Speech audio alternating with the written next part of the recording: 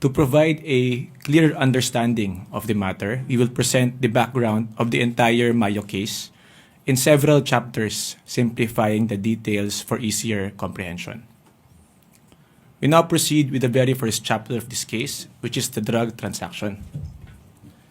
On October 8, 2022, at 12:38 p.m., Sergeant Rodolfo B. Mayo was captured on CCTV at the Wealth and Personal Development and Lending Office located at Abad Santos, Tondo, Manila, carrying a white paper bag, boarding his silver Mitsubishi Montero, and leaving shortly thereafter.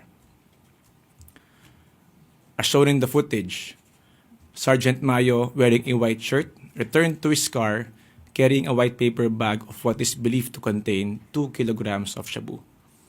Please note that the WPD Lending Office is registered to a private corporation beneficially owned by Sergeant Mayo. Between 12:42 to 1 p.m. on the same date, members of the Special Operating Unit Region 4A, SOU 4A for brevity, a unit under the Philippine Drug Enforcement Group, or PDEG, led by team leader Captain Jonathan Susongco, conducted an anti-illegal drug operations at Bambang Street, Tondo, Manila, resulting in the arrest of Sergeant Mayo for selling 2 kilograms of shabu. Notably, the operation was unreported and undocumented. The members of the operating team at Bangbang are as follows: Captain Jonathan Susongco, Patrolman Romar Bugarin, Patrolman Hasan Calao, Sergeant Carlos Bayeta, Patrolman Justin, Peter Gular, and Patrolman Dennis Carolina. Although officially unreported and undocumented, the fact of the said buy-bust operation is evidenced by admissions and testimonies of and Viber messages between PNP officials. We now proceed to the next chapter of this case, which is the spoils of war, the discovery of the large drug haul. Now, we mentioned earlier that Sergeant Mayo was arrested at Bangbang Street. However, instead of officially reporting the arrest and complying with the chain of custody rule, members of the SOU 4A with Sergeant Mayo in custody proceeded to the WPD Lending Office for an alleged follow-up operation in anticipation of a large drug haul. CCTV footage shows the silver Mitsubishi Montero returning to the WPD Lending Office at around 1 p.m. on the same date. As shown in the footage, the operative in blue alighting from the silver Mitsubishi Montero is Captain Susongco, while the rest are members of his operating team, SOU 4A. Inside the WPD Lending Office, the operatives of the SOU 4A discovered a massive stash of shabu. Between 1:39 p.m. and 2:16 p.m., Sergeant Mayo was escorted into the WPD Lending Office and back to his vehicle 3 times. The theory is that Sergeant Mayo was directed to open the vaults located inside. Moreover, as can be observed in the footages, in all 3 instances, Sergeant Mayo was in handcuffs, which corroborates the drug transaction and this arrest in Bangbang Tondo narrated earlier in Chapter 1. The third chapter of the Mayo case will show operatives hauling away large portions of the drugs, among others, located at a WPD Lending Office. From 1:48 to 2:20 p.m., members of the Intelligence and Foreign Liaison Division, IFLD for brevity, under the PDEG group, were seen misappropriating from the large amounts of shabu found at the WPD Lending Office. As shown in the footage, from 1:48 to 1:51 p.m., Sergeant Lorenzo Catarata misappropriated 1 medium-sized luggage of shabu as it was loaded inside the white Honda Civic. Validated information from the PNP reveal that the white Honda Civic is owned by Sergeant Catarata. Thereafter, at 2:13 p.m., Sergeant Catarata and Sergeant Arnold Tibay can be seen in the footage misappropriating 1 luggage filled with shabu by carrying it on board a red Yamaha NMAX motorcycle. It can be noticed that the white Honda Civic and the red Yamaha NMAX are seen going in the same direction to the right, as there is reportedly a safe house in that area. At 2:05 p.m., Sergeant Jerwin Rebosora can be seen carrying one duffel bag and placing it inside the black car through its left rear door.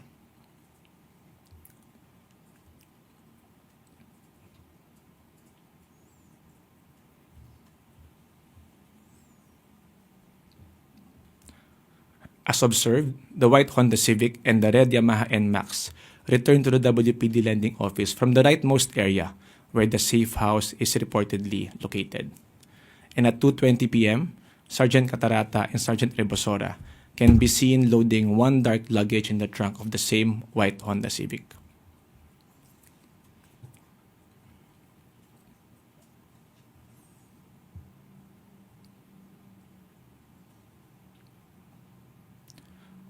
For the next slides, we will show you screenshots of CCTV footages taken from the report of the PNP Special Investigation Task Force Group 990, which identified the respondent police officers. So here we see Sergeant Lorenzo S. Catarata. Next is Sergeant Jerwin Rebosora. And then here we have Sergeant Arnold Tibay. The operatives seen in the next slides are part of the operating unit that arrested Sergeant Mayo at Bangbang Street, who likewise participated, either directly or indirectly, in the misappropriation of drug evidence. Here is Captain Sosonko, the team leader in the arrest of Sergeant Mayo at Bangbang, and then the members of his operating team, SOU-4A, who failed to account the drug evidence at the WPD lending office.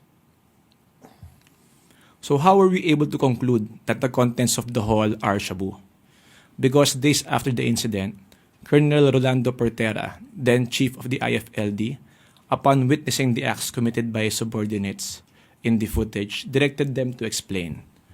Sergeant Rebosora admitted to Colonel Portera that the operatives, quote-unquote, saved more or less 30 kilograms of shabu, intended as a reward for their confidential informant, a patently illegal act and a blatant violation of the Comprehensive Drugs Act of 2002, among other laws. This was duly reported by Colonel Portera to Domingo, who directed the return of the saved drugs. Colonel Portera then facilitated the return of the misappropriated shabu, wherein 42 kilograms of said shabu was recovered in front of the Public Safety Mutual Benefits Fund Inc. building near Camp Crame. It is noted that the investigation report dated October 26, 2022, from the Chief IFLD states that the said 42 kilograms was packaged in green Chinese tea bags. Similarly, as seen in the pictures of the drugs seized at the WPD lending office, they are likewise packed in green Chinese tea bags. The image also shows the vaults mentioned earlier, which we theorized Mayo was directed to open. Additionally, it can be observed that some of the shabu is stored in pieces of luggage, similar to those loaded by the operatives into different vehicles. Subsequently, from 2:28 p.m. to 5:34 p.m., packages and parcels were visibly carted away from the WPD lending office as follows. As shown in the footage, from 2:28 to 2:31 p.m., Sergeant Tibay alighted from the black sedan and headed towards the WPD lending office, where operatives were loading more or less 19 packages into an L300 van as estimated by the PNP.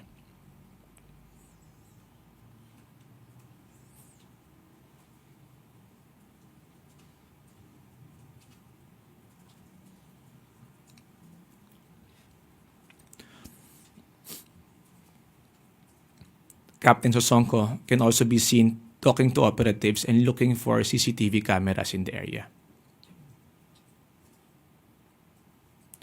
At 4:41 p.m., an operative was seen carrying several paper and plastic bags from the WPD lending office before heading back.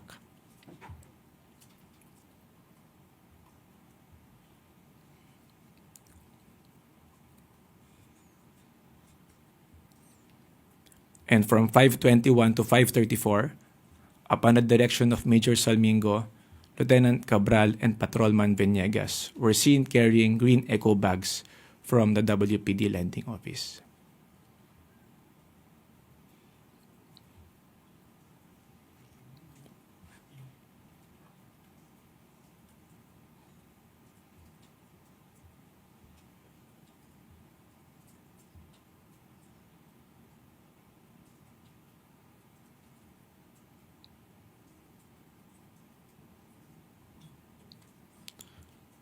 So in this screenshot, we see Captain Sosonko, who in the first video of this chapter we seen looking for CCTV cameras in the area.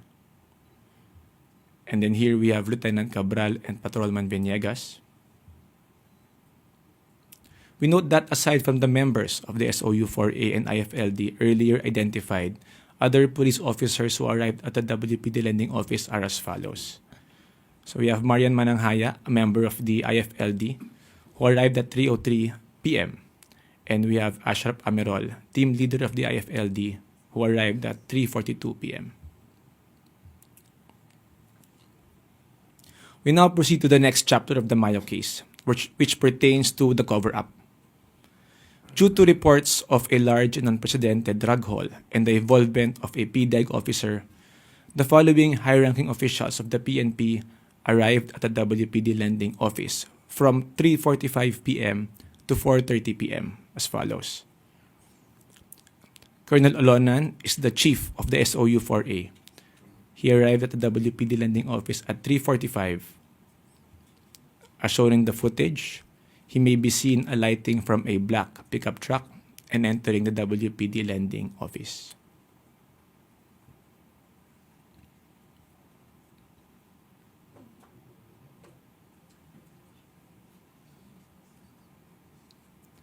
Lieutenant Colonel Ibanez, the officer in charge of the SOU NCR, and Major Salmingo arrived at the WPD Lending Office at 3:54 p.m.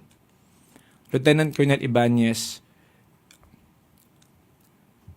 was the officer in charge of SOU NCR, the same unit where Sergeant Mayo belongs to.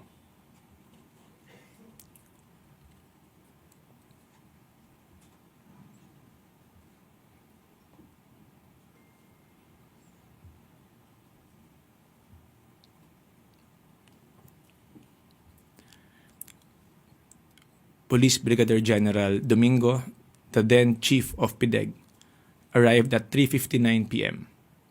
As shown in the footage, General Domingo, wearing a shirt and black shorts, alighted from a white AUV and entered the WPD Lending Office.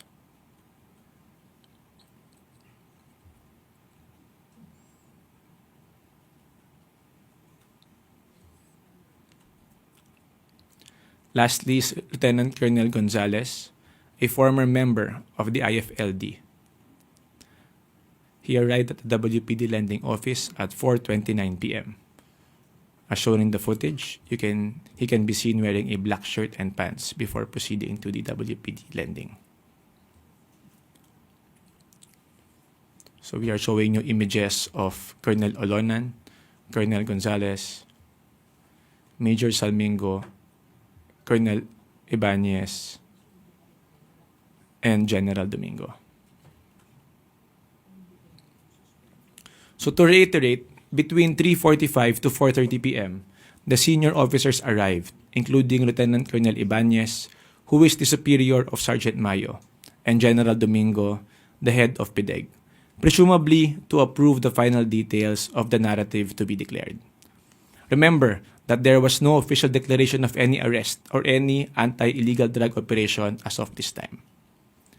At 4:45, the anti-illegal drugs operation was finally formally declared, wherein they stated that a buy-bust operation was conducted, resulting in the arrest of a certain Nay S. Atadero, the caretaker of the WPD Lending Office, and the seizure of the remaining drugs, which would later turn out to be approximately 990 kilograms of shabu.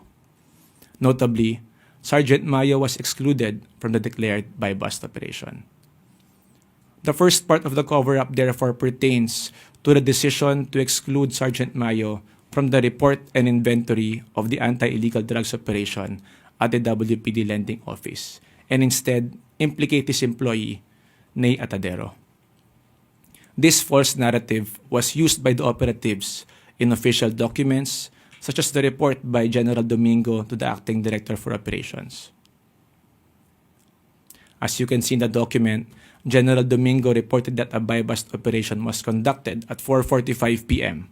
on October 8 at the WPD Lending Office, resulting in the arrest of Atadero only and the seizure of more or less 990 kilograms of shabu, with an estimated standard drug price of approximately 6.7 billion. The same false narrative was further used in the submissions before the DOJ and the court. However, CCTV footage shows that no buy-bust operation was conducted at 4:45 p.m. at the WPD lending office.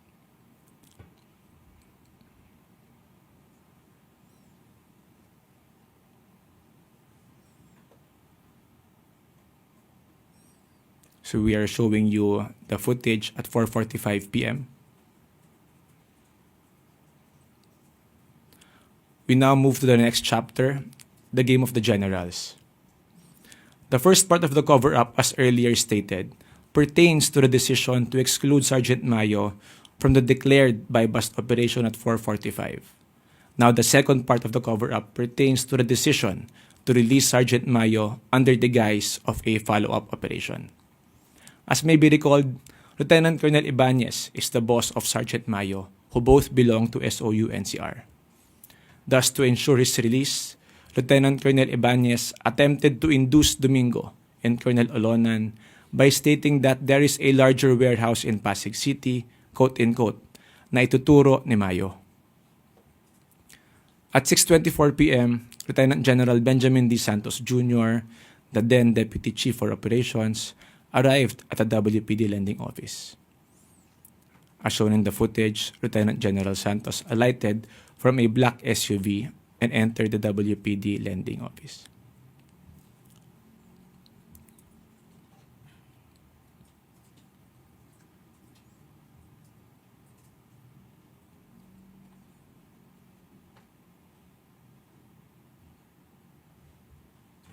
Now, after Lieutenant General Santos left at 7:19 p.m., General Domingo, Colonel Olonan, Colonel Obanez, Colonel Gonzalez, and Major Zulmingo converged at the right side of the building and brainstormed on whether, quote-unquote, tutuluyan or tutulungan si Sergeant Mayo.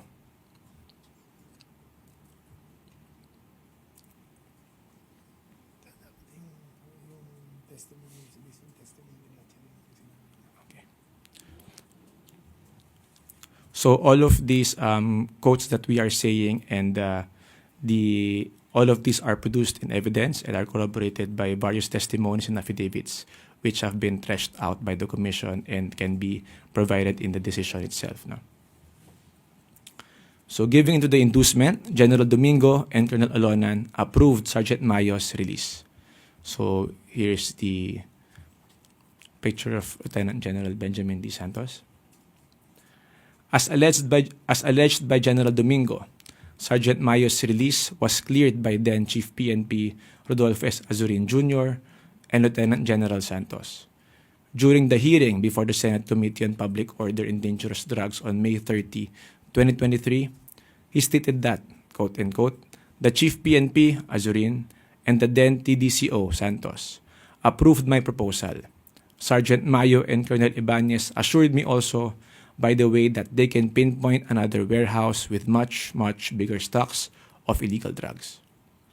This corroborates our earlier conclusion that Lieutenant Colonel Ibanez induced General Domingo to release Sergeant Mayo by claiming that the latter knows of another warehouse containing more drugs. At around 7:45 p.m., PNP operatives were seeing the footage removing Sergeant Mayo's handcuffs.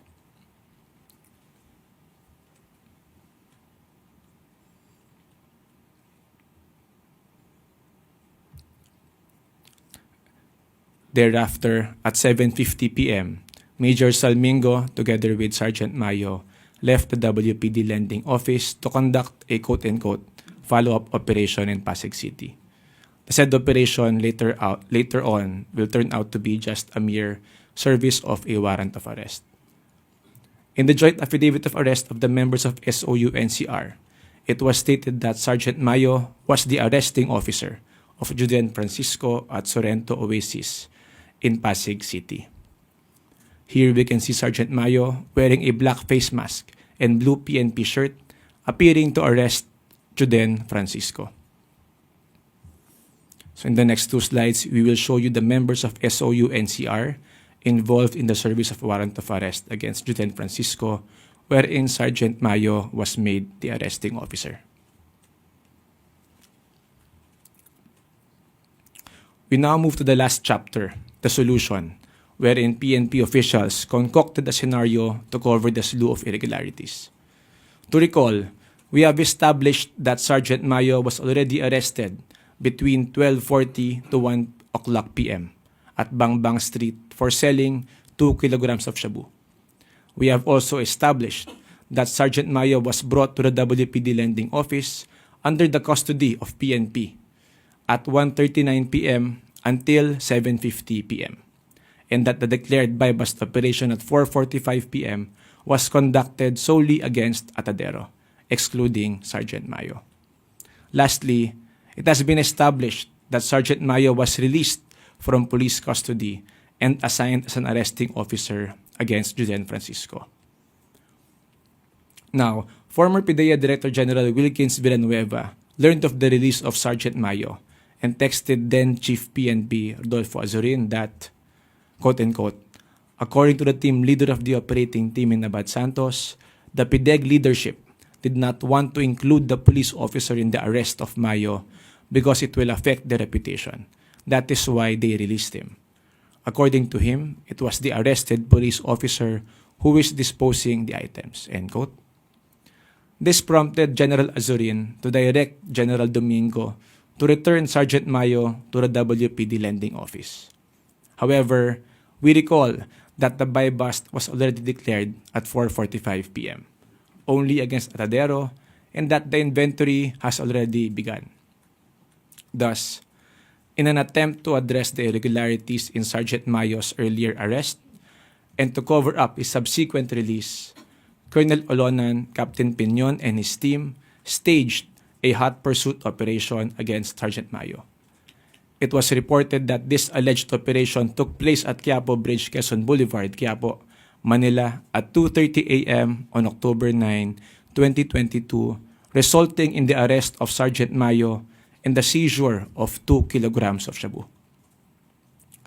Flashed on the screen is Sergeant Mayo wearing a white shirt and black cap, being arrested at Quiapo Bridge, and the 2 kilograms of shabu laid on his vehicle.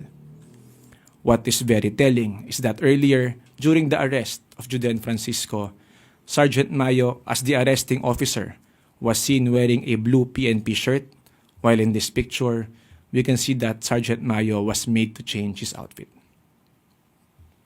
So in the next 2 slides, we will show you the members of those involved in the simulated hot pursuit operation. Here are other police officers who are also found liable throughout the incidents in different capacities.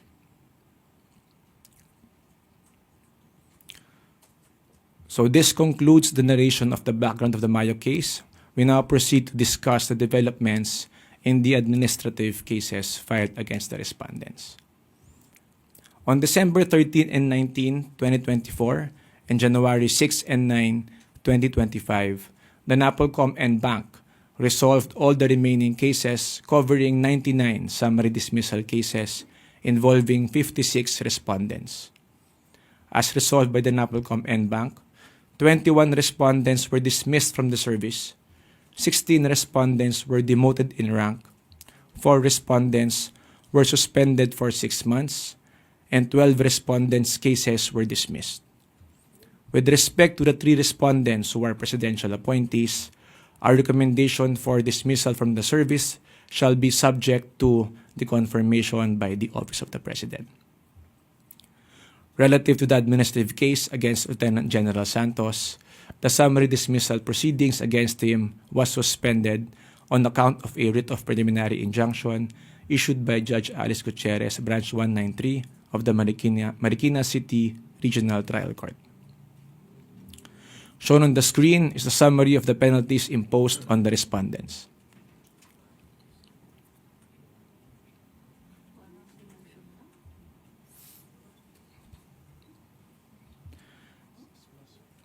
Flashed on the screen is the chart of the personalities involved or mentioned throughout the incident. It is estimated that 1.5 tons of shabu comprise the accounted and unaccounted haul in the Mayo case with an estimated street value of 10.151 billion. And that concludes our presentation. Thank you.